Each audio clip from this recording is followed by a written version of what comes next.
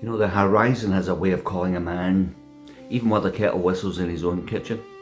You stand at the window watching the raindrops making their way down the window pane, like tears upon the mirror of your soul, thinking of distant shores and an ache in your heart, not unlike this occasional throbbing in my gout in my hip, throbbing in melancholy resonance.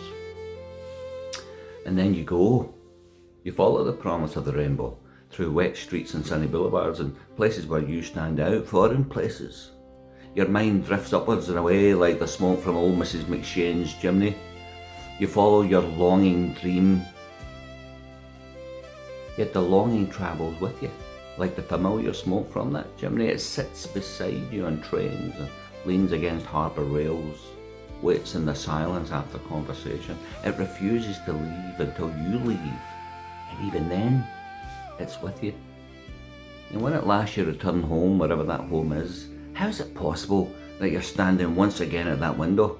The same rain's falling, and the same dull ache is in your heart, your soul, your bones. Because it was never about the place. It's not the country road at dusk.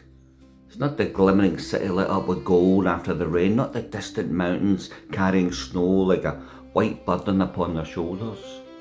The thing you sought is deeper than any place. The far side of the ocean cannot cure you. The back of the desert will not bring you rest.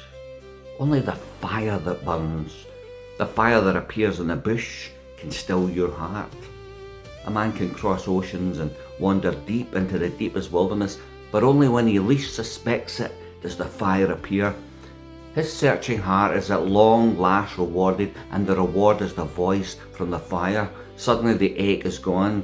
He's discovered that his longing was never about a place. It was about his presence, the Lord's presence.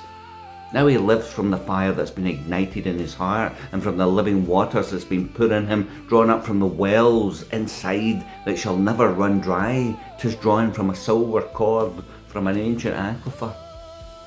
For whether he's at the back of beyond or tracing a raindrop down a window pane, he is where he's supposed to be, refreshed by the living waters and warmed by a fire not of his own making. His home is now forever within him, so he carries it everywhere. The horizons have been conquered, and the rainbows are no longer chased, for he has discovered the true source of gold, and it's not a fairy tale.